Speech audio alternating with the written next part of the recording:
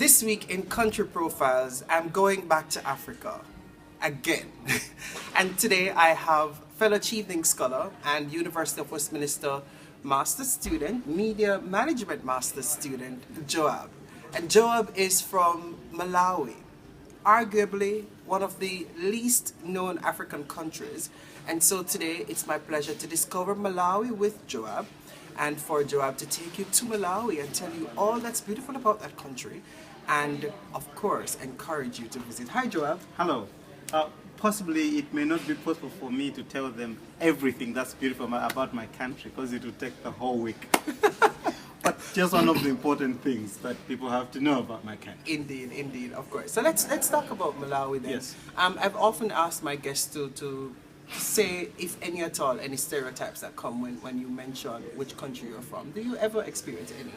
Well, as you said, Malawi is not very well known, so people don't even know where it is on the map. You know, when I say I'm from Malawi, some people think I'm saying Mali.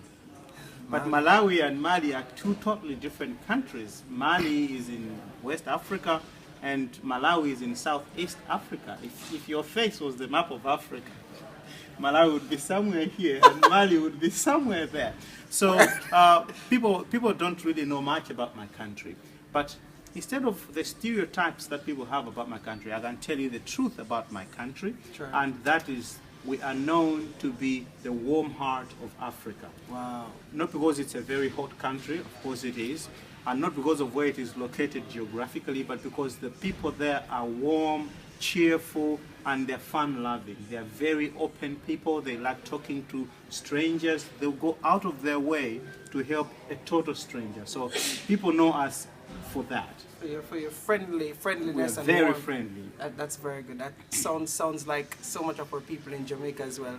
Okay, let's talk about the Malawian culture then. What's popular in your country? What do people do for employment? What do people do for fun? What music is popular? What sport is popular? Take them as you may.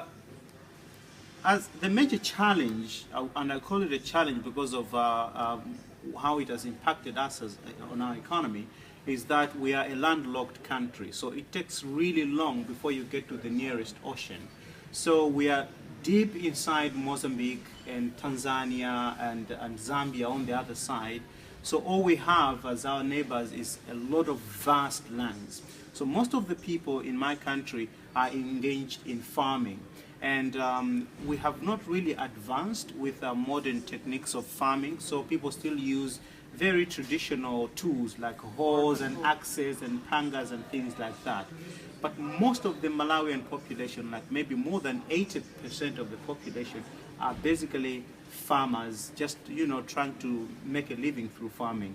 And the most common type of crop that is grown there is maize, which is also the staple food.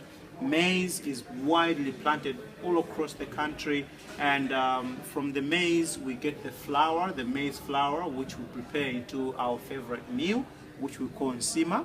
And we also do grow a lot of tobacco. The anti-smoking lobby is really hitting us hard. We grow a lot of barley tobacco, and we do export it quite a lot. So most of the farmers in Malawi are growing either maize or tobacco. And there's a smaller population that is in formal employment, but the majority of them are basically farmers. Okay, and let's talk about sport. What's popular in your country? Football is very popular, but the sad thing is that our football team is not very, very good. It hasn't been very successful. The last time we won something significant was like in 1984 or something like that, which is really sad. But our netball team is like the best, because in Africa, Best in Africa. the best, well, almost the best in Africa, because we are on position number 2 in Africa. Okay. We come after South Africa. On the world map, our netball team is on position number 7 or 6, depending. Of course, I know Jamaica is high up there. It's about number 4. Yes, but we are proud of our achievement, because considering the facilities and the exposure that our players have, we think it is a remarkable achievement. So netball is popular and we're very successful. Football is popular. People love football a lot and they follow a lot of, the Premier League and stuff like that.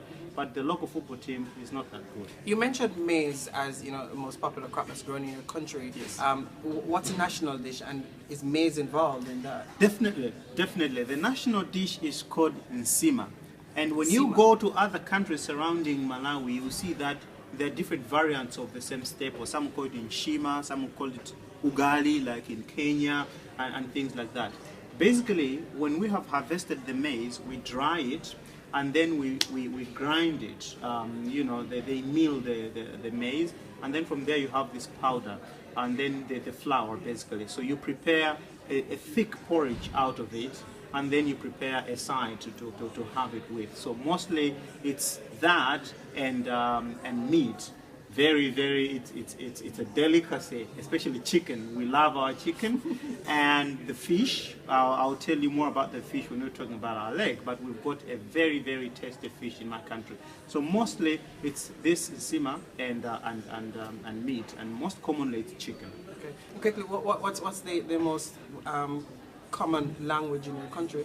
Chichewa. Chichewa is a language that is kind of a dialect of Nyanja, and Nyanja is a language that was spoken more widely in the yesteryears, like in Zambia, Malawi, and parts of Mozambique. They speak Nyanja, but in Malawi we speak Chichewa, which is very similar, slightly different from Nyanja, but the national language is Chichewa, but the official language is English. Say hello, how are you in Chichewa? Hello, Mulibwanji.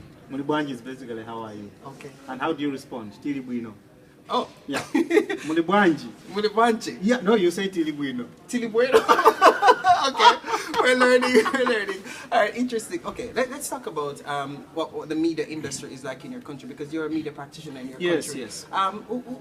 What is it like? Is it developed, Well, not to the level where we would have wanted it to be, because Malawi has gone through different phases of development and of political rule. Previously, we were colonized by Britain, and then we gained independence in 1964.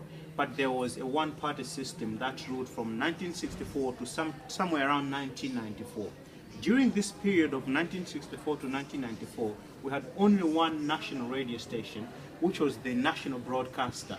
The others were I think there were just two other smaller radio stations, and we did not have a television station. From 1964 to 1994, we only had our first public television station, excuse me, in 1998. Wow. And it's only from 2012 that we have had more numerous private television stations. So, but the print industry is a little bit older. We've got a number of newspapers. The radio has developed quite significantly. From 1999, there have been some private radio stations coming up, but the television industry is still in its infancy. So that's how I would paint the picture. Okay. Yeah. And I'm sure you'll go back to your country and help to advance that. Definitely, I'm looking forward to doing that, especially after studying a master's degree in media management here at Westminster.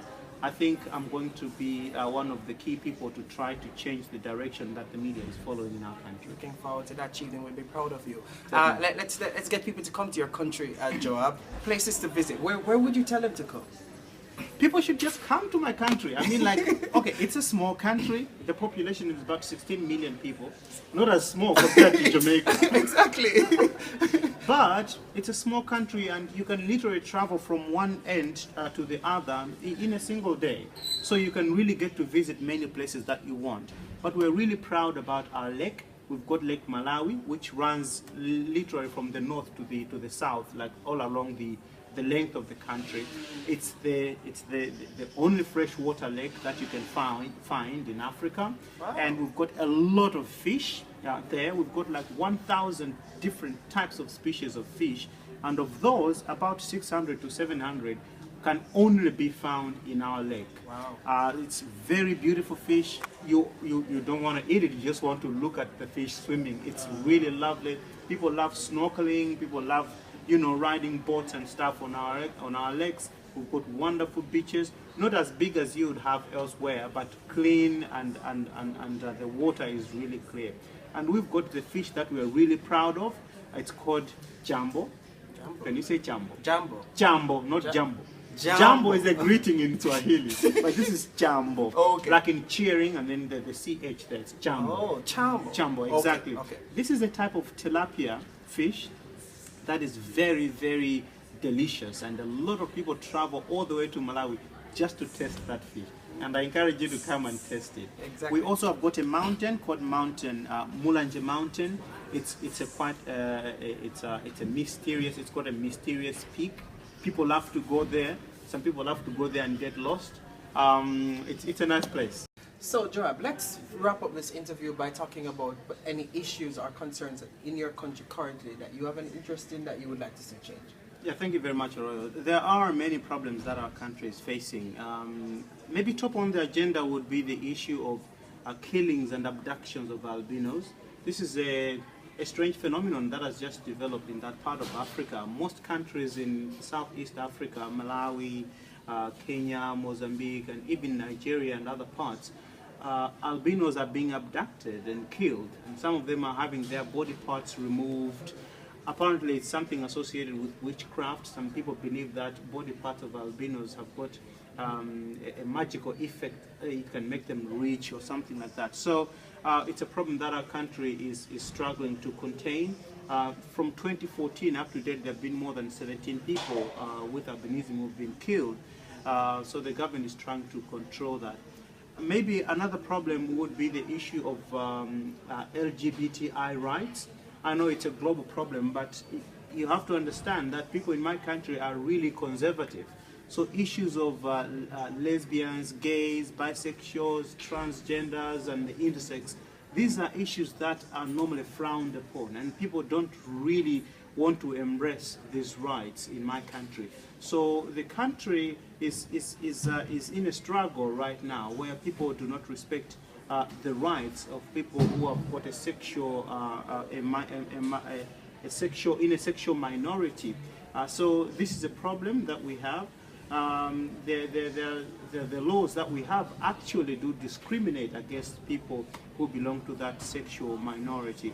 And another thing of concern is the hunger situation that we have in our country.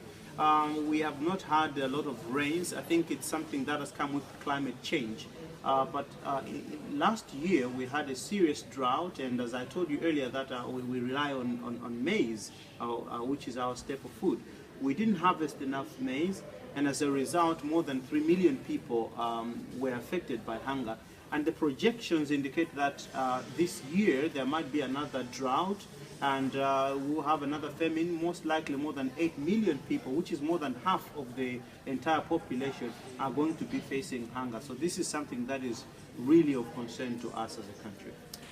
Those are issues that maybe not very peculiar to Malawi, as it may be world issues, global issues, and Malawi is no different in trying to deal or grapple with that. And over time, I'm sure the people of Malawi will make the best decisions that will be beneficial to majority of the people in that country. Thank you so much for watching Country Profiles this week. Next week I'll have another guest, and I'm sure you'll find something out of this interview that will interest you in going to Malawi. Come to Malawi, the warm heart of Africa. Exactly, and Joab will show you around. Find him on my Facebook page, he'll tell you more about Malawi. Tell me what I should have asked him as well, and next week I'll have another guest. Thank you for watching.